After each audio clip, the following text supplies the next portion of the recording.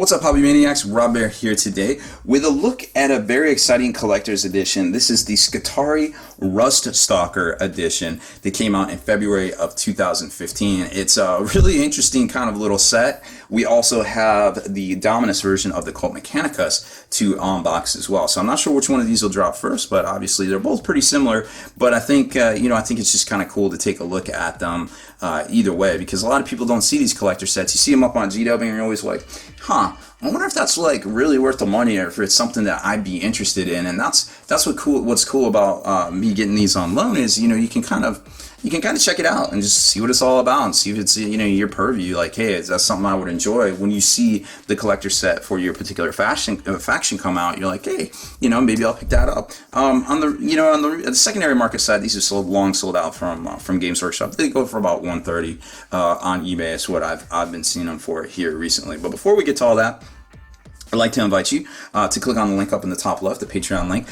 That is your way to help support what we do here and keep our videos ad-free in 2016. You can also score some free swag and miniatures along the way as well. So click on the link and check it out at least once for us here on the channel. Make sure you subscribe to this YouTube channel as well. Check out the blog, spikybitsblog.com, and head on over to thelongwar.net. That's the home of the battle reports for exclusive content, early access videos, and more. Become a veteran of the Long War today. So like I was saying, it's a really cool collector's kind of set here. It's got this really nice heavy card box. It's not gonna get busted or anything like that. It's very heavy. It's way heavier than a normal box set from Games Workshop. And there you can see the book itself. It's a 88 page codex, kind of like more of a mini supplement kind of type deal than an actual full-on book itself. So you can see it's got the the foil brass kind of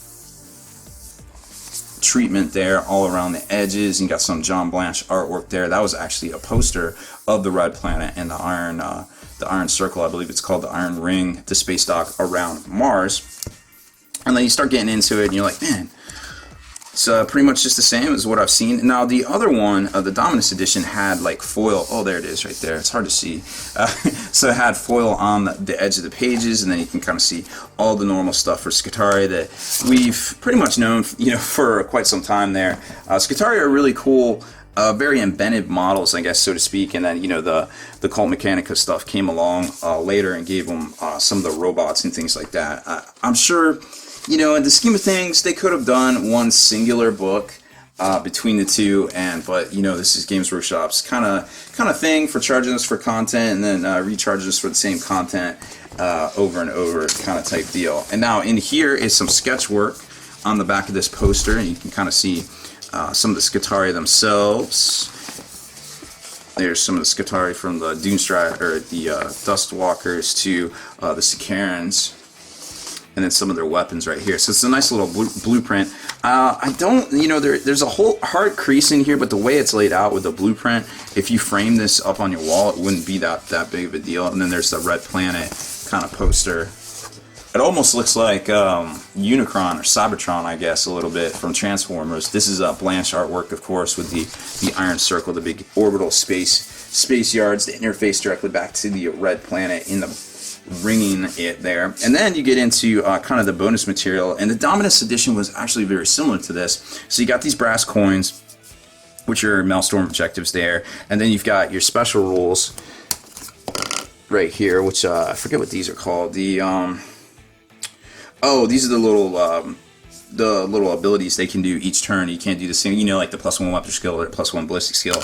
So those are the cards there, and so you can kind of make a little deck of them, or just kind of have them as quick reference aids, which I'm personally all about having aids in 40k. I wish they did it a little bit more like Privateer did with little unit cards and things like that. But that being said, and then you have your Maelstrom objectives right here. They're very flimsy.